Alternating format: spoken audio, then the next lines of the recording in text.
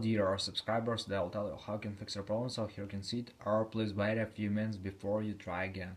So how you can also fix it.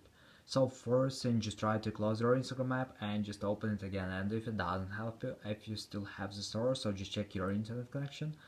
So just go to the settings. In the settings you need to find Wi-Fi. Just open Wi-Fi, just try to turn it off and turn on again.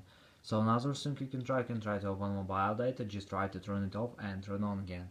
So another thing you can try to restart your phone. So just go to the general, into general, just scroll down, just tap on shutdown, slide the power off, wait for a second and just power on your phone again. So just simple restart your phone.